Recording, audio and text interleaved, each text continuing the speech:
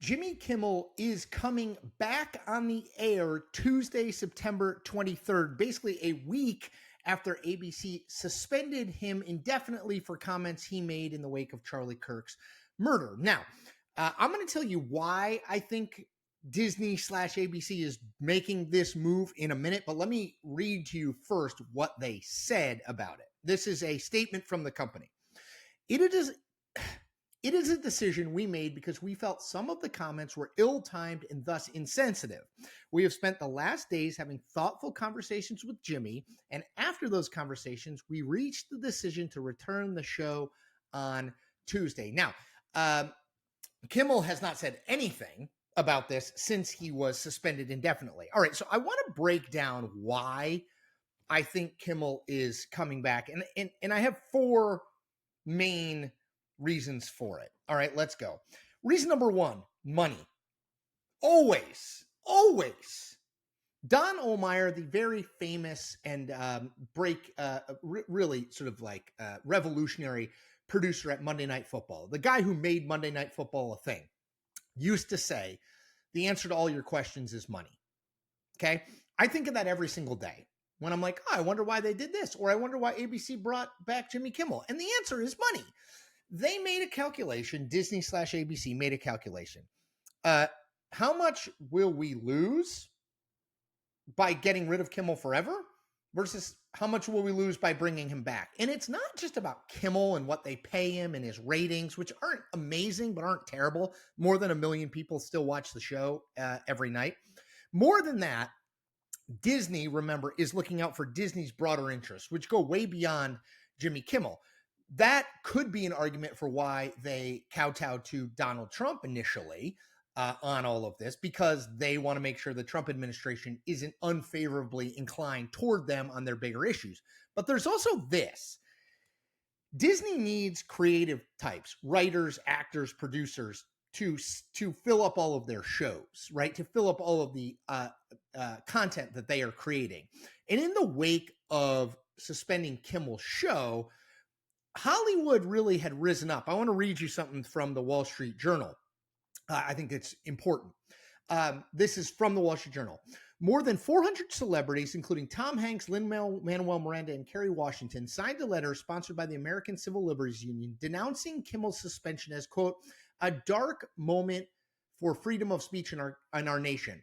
The suspension could have long-lasting repercussions on prominent talent's willingness to work with Disney. Okay, that's really, really important. The creative community, as they are known, did not take kindly to this. And that impacts Disney, Bob Iger's bottom line. So I think they tried to make an apples to apples calculation. How much will we lose with getting rid of Kimmel? How much will we lose by keeping him? And they decided keeping him made more sense, which leads me to reason number two. This is an unsexy reason, but I think an important reason. Reason number two why they kept Kimmel, which is tied to money, but I'll call it logistics. Look, Jimmy Kimmel did a show most nights. It's very hard to just replace that if you are ABC and Disney, right? You don't have something waiting in the wings that you can just sub in there that will get the same ad rates, the same sponsorship, all of that stuff, right? CBS, you'll remember, announced a few months ago it was canceling Stephen Colbert's show in 2026, which gives them plenty of time to decide what they want to fill that late night space with. If you just get rid of Jimmy Kimmel, well, all of a sudden you've got to fill that space. You've got to make the money that show still made every single night for you.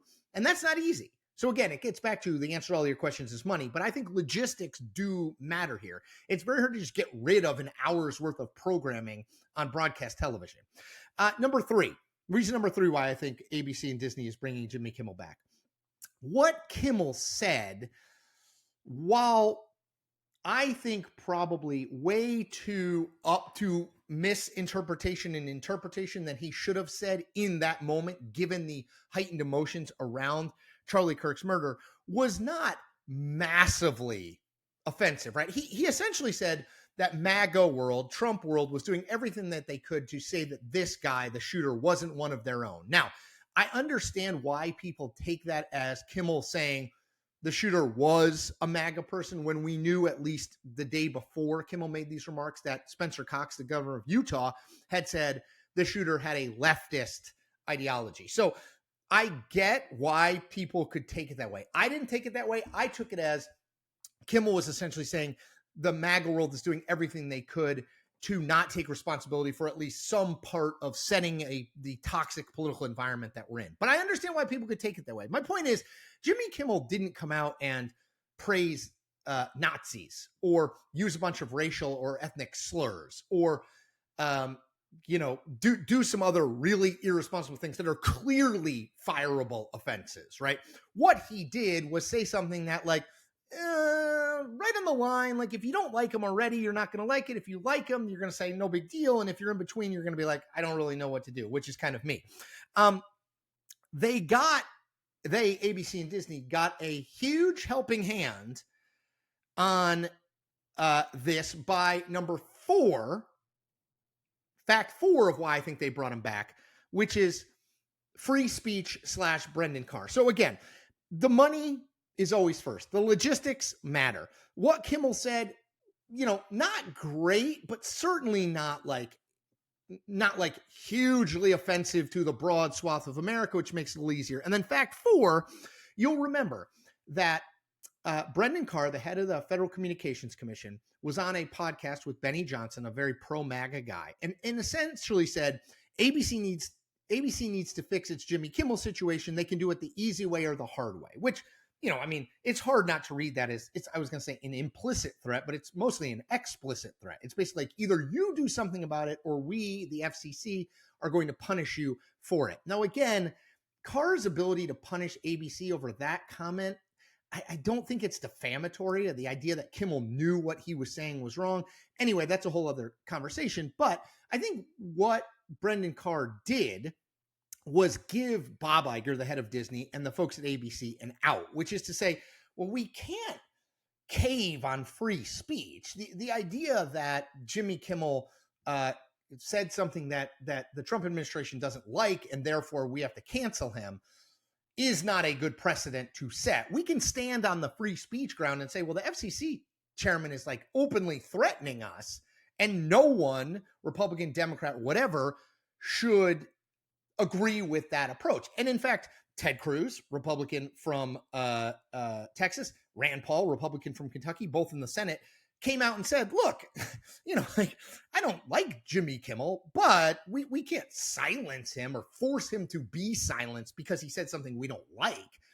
Because if Democrats get in charge of the FCC at some point, which they will, at some point, they'll win the presidency and the FCC chairman will be a Democratic appointee. Well, then if they silence conservative critiques of liberals, that's terrible. And we've set that precedent, which is, of course, the right thing to do. Free speech is to protect speech you don't agree with, not speech you do agree with, because at some point, if free speech is used to protect speech you don't agree, it is used to punish speech you don't agree with, it will be used to punish speech you do agree with at some point, right? So I think if you add all of those things up, so money, logistics, Kimmel's comments were, not great in the moment, but not super, super offensive to most Americans. And then the free speech sort of argument that ABC and Bob Iger and Disney can latch onto and say, look, it's really important that we not allow the government to threaten what can be said. I think plus a little bit of conservative support on that free speech front, public conservative support from Ted Cruz. You add all that stuff up, and I think it makes sense why Kimmel is back. Now, I will say, late night TV is not all of a sudden going to make a huge ratings comeback. Kimmel's show on Tuesday night will do bigger ratings than any Kimmel show in recent years because there will be a lot of interest. Does he apologize? What does he say? Does he go back after Trump?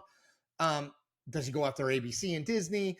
So that show and maybe this week's shows will get more attention. But look, late night TV, just like broadcast television in general, is in a long-term decline. It is not going to turn around. So if in a year ABC cancels the Kimmel show, it wouldn't stun me.